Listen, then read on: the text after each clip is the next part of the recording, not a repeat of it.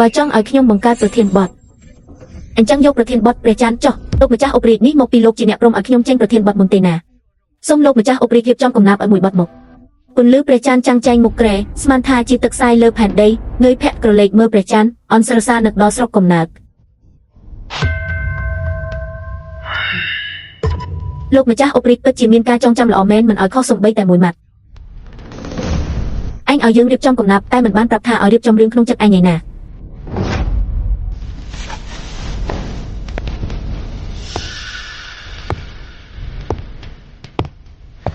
សមត្ថភាពពិតជាអស្ចារ្យមែនព្រះអង្គសាររើសារលើសពេកហើយមិនលើសទេយើងស្ដាប់ហើយពិតជាពេញចិត្តណាស់មានសិទ្ធិមិនរៀបការទេ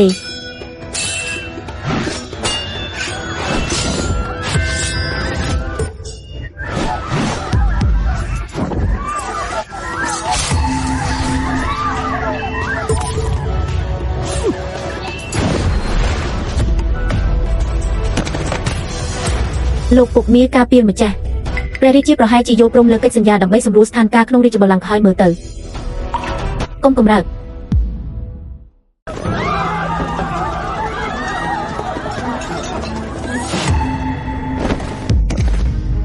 ពេទ្យលួងប្រញាប់ហៅពេទ្យលួងមកលោកពុកមាទ្រាំបន្តិចទៅអាយ៉ាជីបចោតូចហើយលឿនណាស់ដើរខ្សោយរៀបនឹងដាច់ខ្យល់ទៅហើយព្រះអង្គអើយអាឡងងអញដាក់ដៃនៅឯណាហ្នឹងមិនឃើញថាលោកពុកកំពុងហូរឈាមទេស្អីគេហ្នឹងមិនក៏មិនដូចអ្វីដែលបានហាត់សំចឹងទូបំពុកភ្នែកស្រវាំងមើលច្រឡំទូបំពុកនឹងលោករបួសជូនលោកម្ចាស់អុករីកភ្លាមកុំប៉ះយើងមិនប្រញាប់ថយចេញទៀតលោកពុកមានរបួសធ្ងន់ណាស់យើងទៅសម្រាប់នៅវាំងនេះជានឹងយើងនឹងផ្លាស់សម្លៀកបំពាក់នឹងលាបថ្នាំជូនតែមិនបានទេតែខាត់មិនបានទេមានអ្វីមិនបានលោកពុកមានទទួលកម្មវិធីជំនួសយើងរបួសប៉ុណ្ណឹងមិនបាច់រំខានព្រះអង្គទេទូបំពុកសូមលាទៅវិញហើយសំណាងហើយលើកនេះមិនតាមរញ៉ៃញ៉ៃទៀតបើគុំតែអញ្ចឹងមិនដឹងជាត្រូវធ្វើយ៉ាងម៉េចទេ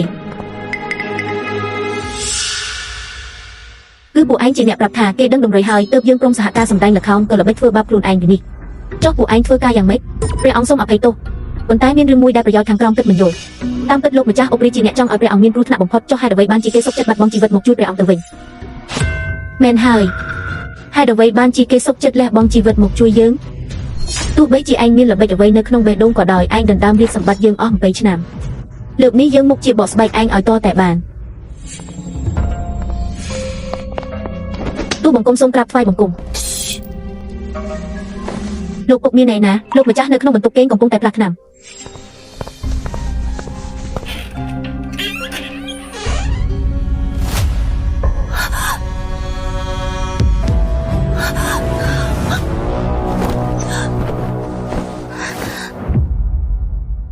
ព្រះអង្គមិនក៏ព្រះអង្គគង់ដល់ទីនេះយើងពិតជាមិនអស់ចិត្តពីរបួសរបស់លោកពុកសោះលោកពុកមិនព្រមនៅក្នុងវាំងយើងមានតែមកសួរសុខទុក្ខដោយផ្ទាល់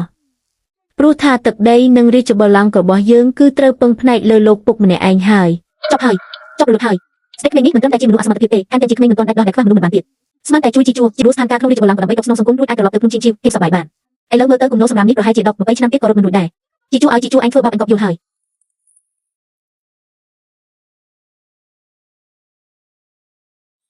ចិត្តគំនិតរបស់ជីជួល្អិតល្អន់ណាស់ដំរីប្រកាសជាលាក់នៅទីនេះឲ្យតែយើងរកឃើញ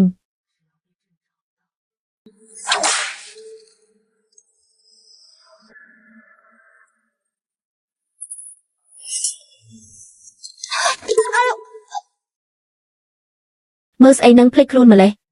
ដើរផ្លូវក៏មិនមើល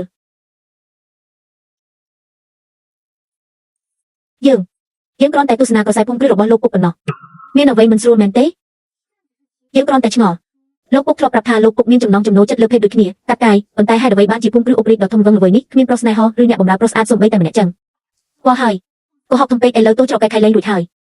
ឬមួយក៏លោកពុកនិយាយថាចូលចិត្តប្រុសដូចគ្នាគ្រាន់តែជាលេសបដិសេធយើងនឹងបោកប្រាស់យើងទេតាមពិតលោកពុកមានបំណងអាក្រក់លើរូបយើងទេព្រះអង្គយកច្រឡំហើយទូបង្គំសូមស្បថាទូបង្គំប្រកាសជាចូលចិត្តប្រុសពិតមែនពិតជាមានសុទ្ធទៅទៀតគ្រាន់តែភ្នែកទូបង្គំខ្ពស់ពេកប្រុសធម្មតាមិនអាចចូលភ្នែកទូបង្គំបានប៉ុណ្ណោះហាសហាឡក្នុងពេលដែលលោកពុកមានភ្នែកខ្ពស់រឿងនេះទុកឲ្យយើងជាអ្នកចាត់ការចោះព្រះអង្គមានន័យថាម៉េចយើងនឹងត្រឡប់ទៅវងភ្លាមហើយប្រកាសថាលោកម្ចាស់អុករីកធ្វើការនឿយហត់ដើម្បីជាតិរហូតមកទល់ពេលនេះមិនទាន់មានគ្រួសារយើងនឹងរៀបចំពិធីជ្រើសរើសបុរសស្អាតដ៏អស្ចារ្យមួយពេញទីក្រុងជូនលោកពុក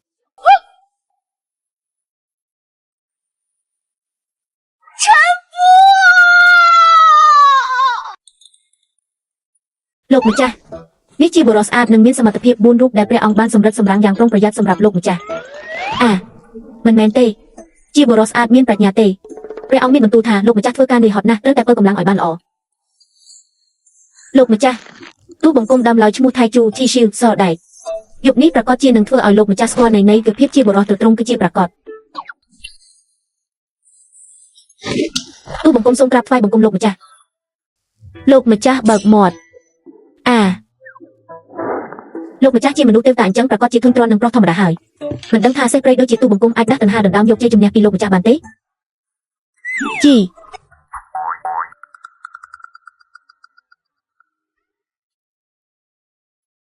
ចេញឲ្យឆ្ងាយពីយើង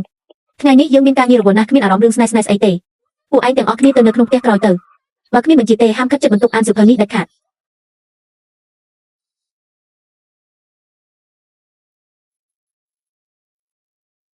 គេនិយាយថាភូមិគ្រឹះអុករីការពារតឹងរឹងដូចជញ្ជាំងដែក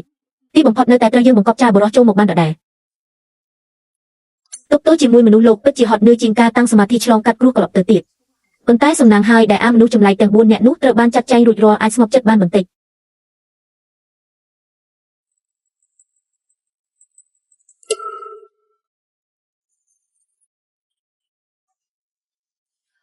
មានថ្នាំសម្រាប់ហើយថ្នាំនេះខ្លាំងក្លាណាស់សំបីតែបិសាចកញ្ជ្រោងដែលមានតិចបាន100ឆ្នាំដូចជាយើងក៏ស្ទើរតែទុកមិនឈ្នះដែរលោកម្ចាស់ផ្ទុំលក់ហើយឬនៅបើលោកម្ចាស់មិនមកទេទូបង្គំនឹងចូលទៅហើយណា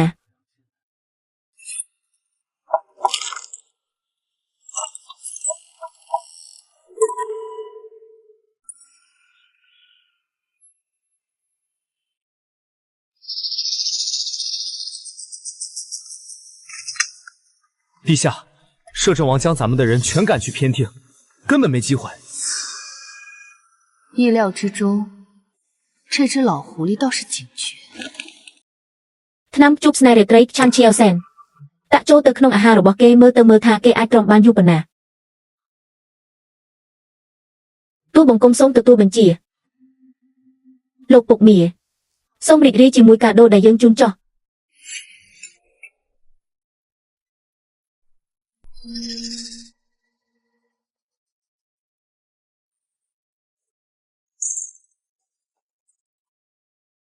ក្តៅណាស់អាហារនេះមានបញ្ហាលោកម្ចាស់មិននិយាយទេទូបង្គំចូលទៅហើយណាយាយកុំចូលមក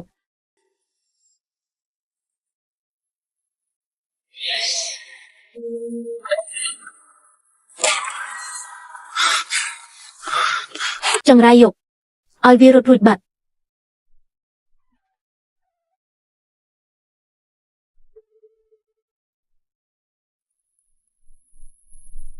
មិនក៏មានកញ្ជ្រោងស្ជើងភ្នំជ្រៅមកដល់ទីក្រុងលួងអញ្ចឹង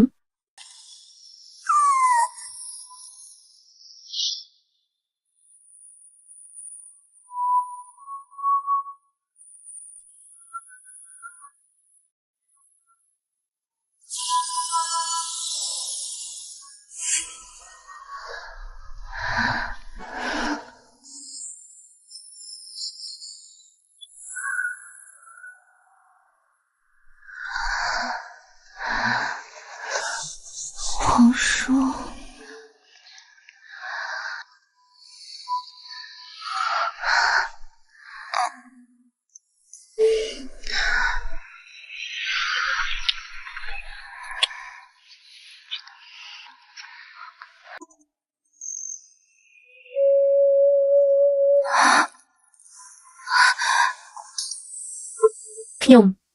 ខ្ញុំយល់សប្តិឃើញរឿងបែបនេះកើតឡើងបានយ៉ាងម៉េចថែមទាំងជាមួយជីជួទៀត